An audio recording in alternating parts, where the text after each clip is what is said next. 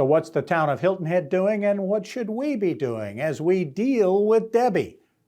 Town staff has been heavily engaged over the past several days in addressing the stormwater management systems, making certain that all the gates are working properly, that the drains are cleared, and everybody really on point to address those issues. So, Tom, I'll let you kind of take over from there.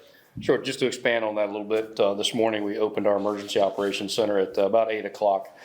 So that'll stay open through the duration of the event.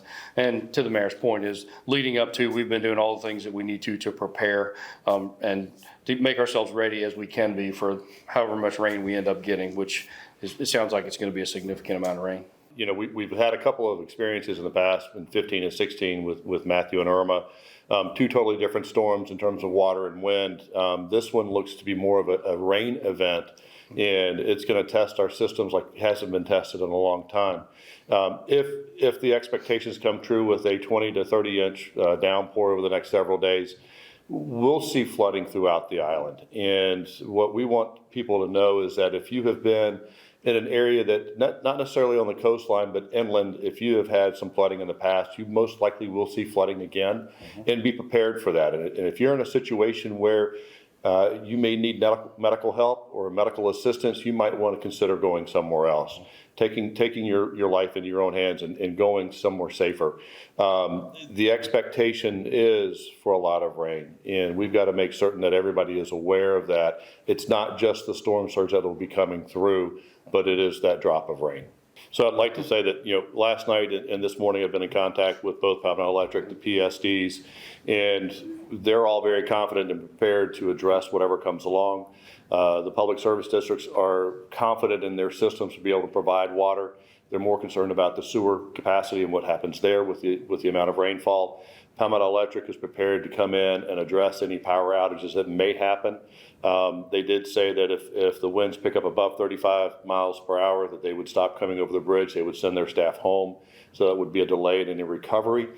Since Matthew, they have improved the power systems and the grids. There was about 100 locations that flooded before. They have addressed those, raised those up above, so they're above a flood zone, a flood level, and they should not have an issue. If there is, they are prepared with all the materials that are necessary, and if it's bigger than expected, they've got a supply resource out of Columbia that could be here within 2 hours to address those needs. So we're looking at everything out and about the community as to how things will be addressed. While we don't normally have big floods here, now is the time to stay home. There's going to be a lot of water everywhere, and obviously it's going to be inundated with salt water, and that causes a whole other issue down the road. So make certain that you're protecting yourself, you're protecting your pets, you're protecting your loved ones, you're looking out for your neighbors.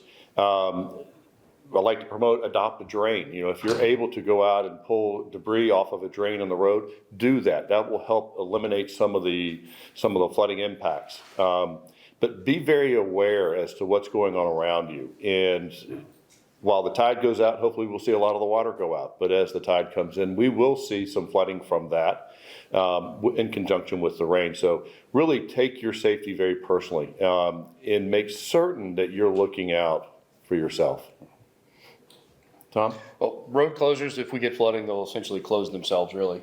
But then we have a representative in the with the sheriff's office in our emergency operations center. So if we need to start coning off roads and closing them down, we can coordinate with them to do that.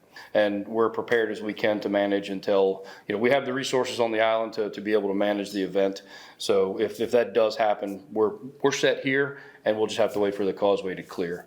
A couple of things that we've done just to clarify is, you know, our fire rescue is upstaffed, so there's more people here. We've also have we have a technical rescue team here that is top notch, and so they're deployed here with boats and a boat and cut team, so they can go out and make any of those rescues that we may have to make. We hope we don't have to do that, but they're in place in case we do. Evacuation is up to the governor essentially from a larger perspective.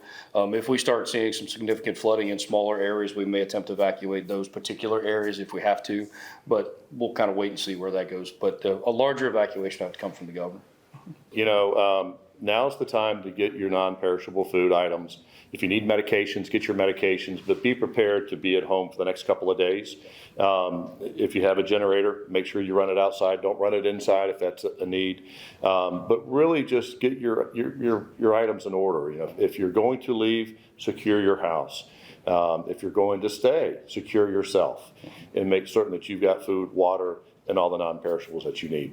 Lastly, we ask that if you're looking for information, go to the official resources. Go to the town's website, go to the county's website, go to their social media pages, go to those areas that are going to give you the direct information.